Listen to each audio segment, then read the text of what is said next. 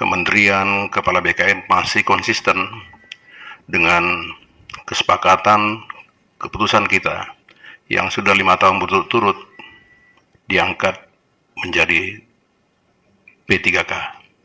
Itu dulu, Pak. Apakah diangkat menjadi P3K?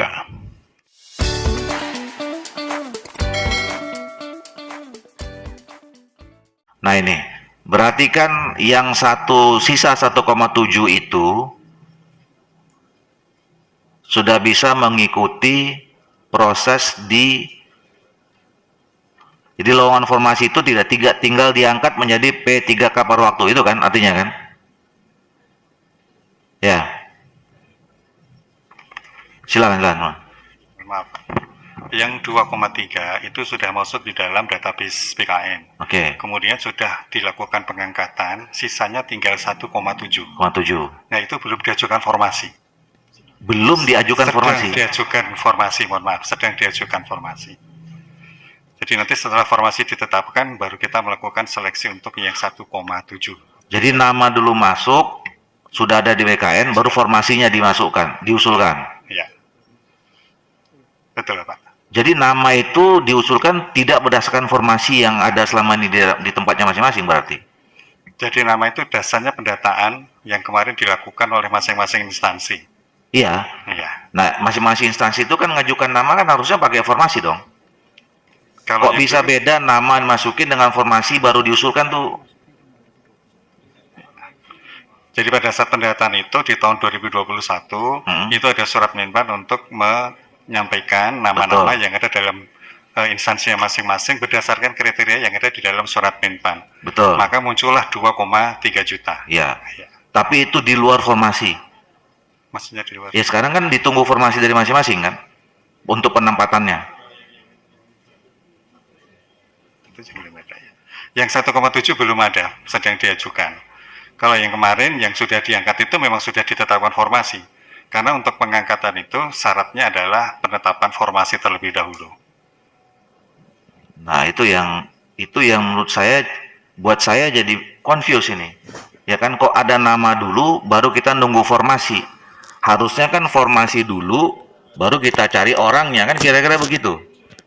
Nah, ini begini, Pak. Di tempat saya, ya, ini di daerah pemilihan saya, ini ada yang lucu. Ya, di sekretariat dewan di sebuah kota, ya, itu diajukan ada 20 orang, ya. Tersisa 7 orang. 7 orang ini rata-rata di atas 10 sampai 16 tahun. Nah, yang masuk itu yang ada 2 tahun, ada yang 3 tahun, gitu. Nah, begitu ditanya sama sekretaris dewannya, dicek ke stafnya bilang gampang aja, nyelip. Loh, ini kan dengan sebuah kata nyelip, ini membunuh masa depan yang 7 orang ini, yang mungkin membunuh masa depan anak istrinya juga.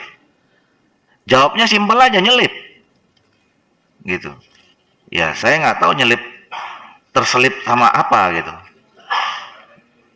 Mungkin ada yang nyelipin yang lain, kan kira-kira begitu. Nah, artinya kalau misalnya, maksud saya begini, mungkin buat saya pertama aneh antara nama dulu dengan formasi. Tapi dengan misalnya kita sedang menunggu formasi, kasus-kasus yang kayak gitu berarti bisa dikoreksi kan? Yang nyelip-nyelip ini. Ya kan? Kalau misalnya kita minta sekretariat dewan DPRD sana itu untuk mengkoreksi yang 20 masukan yang 7 ini, itu berarti masih bisa. Sekalipun yang 7 ini tidak masuk yang 2,3 juta itu. Gimana? Jadi yang kami sampaikan tadi, awalnya itu ada pendataan tenaga non-ASN yang harus masuk dalam database, itu paling akhir September 2021. Kemudian kita perpanjang sampai dengan 31 Desember 2021. Itu sudah by name, tempat unit kerja, dan sebagainya. Nah, sehingga pada saat itu proses kemudian kita melakukan pengangkatan. Ada yang diangkat melalui non-ASN itu menjadi ASN, ada yang melamar CPNS. Sehingga sisanya semuanya itu tinggal 1,7. Ya, yang nyelip tadi, kalau itu tidak ada di dalam database BKN, tentu tidak bisa kita tindak lanjutin. Ya, makanya kalau saya ngikutin jalan pikirannya Pak Kepala ini. Saya ikut juga waktu itu kan seleksi, Pak Menteri kirim surat, terkumpul 4,6, terus diseleksi 3,9, minta surat apa itu? Pertanggungjawaban SPTJM itu, ya kan? Kemudian ada sebagian yang tidak mau keluar SPTJM, terus diseleksi sampai 2,3. Nah, kalau menurut saya harusnya 2,3 itu, apalagi tadi by name, by address, dan unit kerja, berarti kan harusnya nggak usah pakai nunggu formasi lagi, langsung aja. Regulasinya memang harus ada penetapan formasi terlebih dahulu, kemudian baru kita melakukan seleksi dan pengangkatan. Jadi itu kita memenuhi risk regulasi yang ada. Berarti kalau gitu, itu juga formalitas. Formasi itu diajukan sesuai dengan unit kerja yang tertampung di 2,3 juta itu. Nah, kalau kayak gitu nggak ada masalah dong soal waktu. Bisa sekali aja. Artinya kan kemarin informasi yang kami dapat agak susah diselesaikan 2,3 juta ini sampai akhir Desember 24 ini. Karena harus 1,7 itu nggak bisa dibuat satu kali seleksi. Yang gitu. Nah, kalau hanya formalitas, kemudian cek administrasi saja, yang menurut saya sih nggak butuh waktu yang lama. Ini kita sisa masih ada 9 bulan lagi. Apalagi kalau yang tadi nama-nama itu nggak boleh masuk gitu misalnya, kan nggak perlu lagi ada bongkar pasang dan segala macam gitu.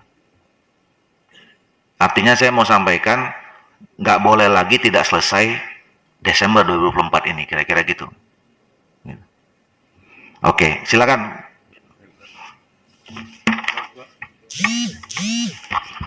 Terima kasih Ketua.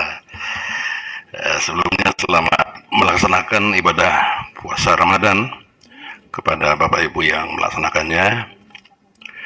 Yang kedua, Saudara Menteri, Kepala BKN dan para pejabat utama dan dari Kementerian Pan-RB. Saya tetap fokus konsisten Pak terhadap honorer yang diangkat menjadi P3K. Pertanyaan saya yang pertama, apakah Kementerian Kepala BKN masih konsisten dengan kesepakatan keputusan kita yang sudah 5 tahun berturut-turut diangkat menjadi P3K? Itu dulu Pak. Apakah dianggap menjadi P3K? Karena berita-berita simpang siur muncul di luar sana, tetap mereka harus tes. Yang honorer sudah 5 tahun berturut-turut tanpa terputus. Yang kedua, di lapangan itu kami menemukan dalam kunjungan kerja spesifik ke daerah, ternyata hampir 80% yang sudah 5 tahun, 10 tahun masih tes Pak, P3K. Ini bagaimana Saudara Menteri, Kepala BKN? Nah, yang ketiga, sebagaimana saya sampaikan dalam rapat kita sebelumnya, menyangkut SKTT itu Pak. Ini belum ada perubahan Saudara Menteri.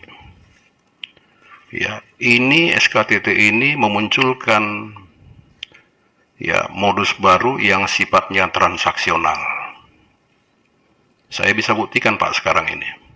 Di daerah Batubara, di daerah kalau saya nggak salah Mandailing Natal itu, ya, para kepala dinas Kabak itu sudah menjadi tersangka.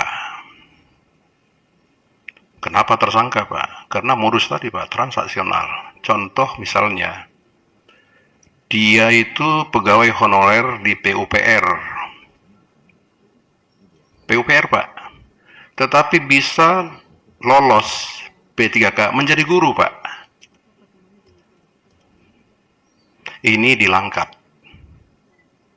Nah, ini bagaimana ceritanya Pak?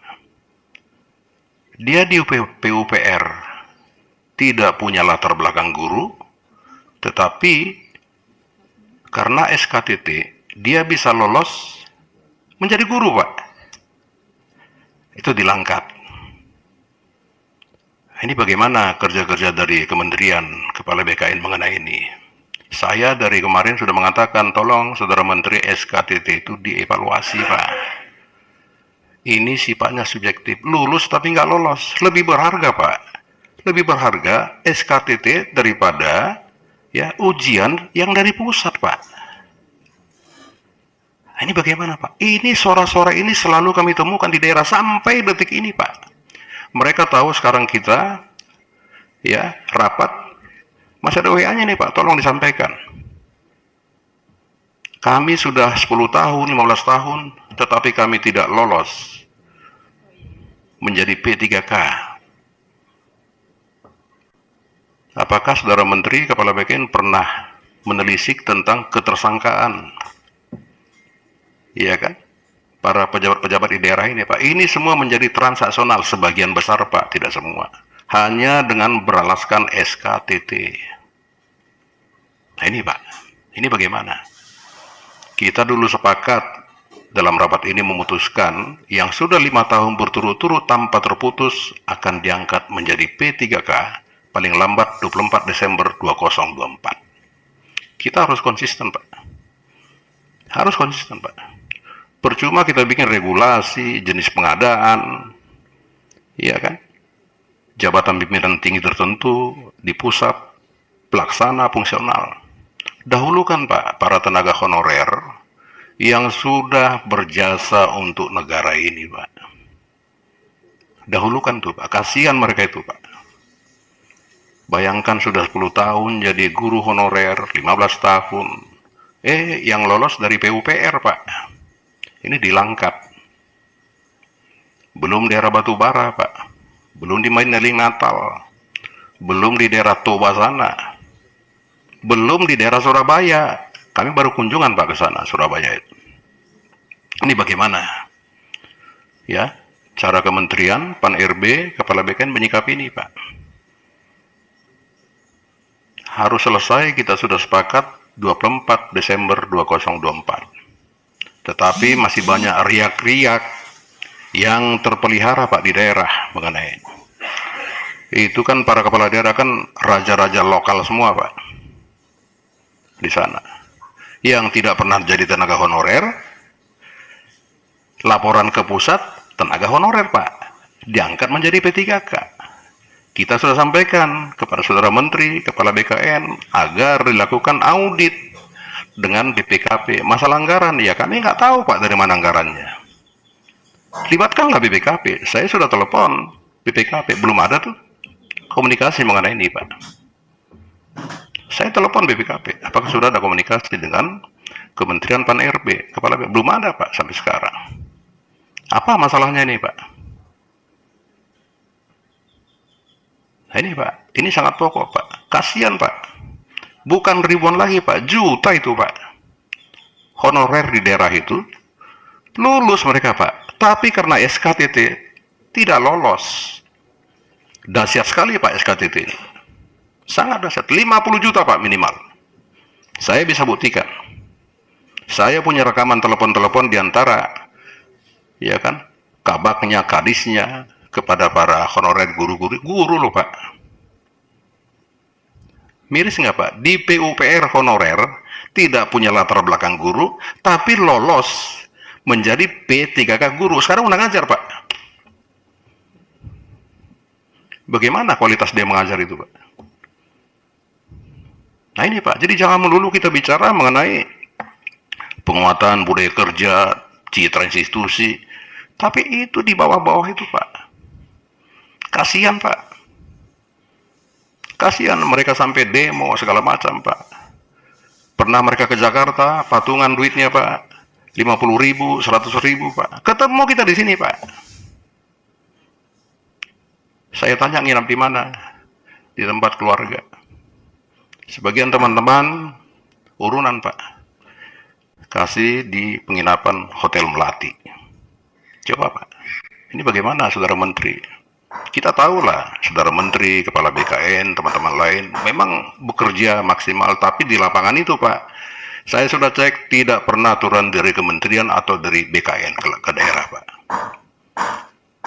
Coba, pernah turun kemana? Coba saya mau tahu. Nggak pernah turun, Pak. Hanya terima berita saja, terima laporan, Pak. Coba cek ke lapangan, Pak. Bagaimana berkuasanya mereka-mereka di daerah itu, Pak. Bagaimana mereka dengan tersenyum tanpa melihat rintihan dari para honorer itu, menerima uang 50 juta, Pak. Ini Saudara Menteri hanya dengan modal SKTT.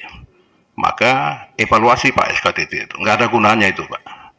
Walaupun alasan Saudara Menteri kemarin bahwa yang mengetahui situasi di bawah itu yang mereka. Ya, mereka tidak tahu Pak. Ini kan penyebab honorer itu karena mereka semua. Angkat tenaga honorer kutip 10 juta. Perpanjangan tahun depan kutip 10 juta. Kan begitu Pak. Tapi dengan munculnya Saudara Menteri mengatakan tidak boleh lagi mengangkat honorer. Ampun-ampun semua Pak. Caranya bagaimana? Muncul peluang SKTT. Ini lagi Pak.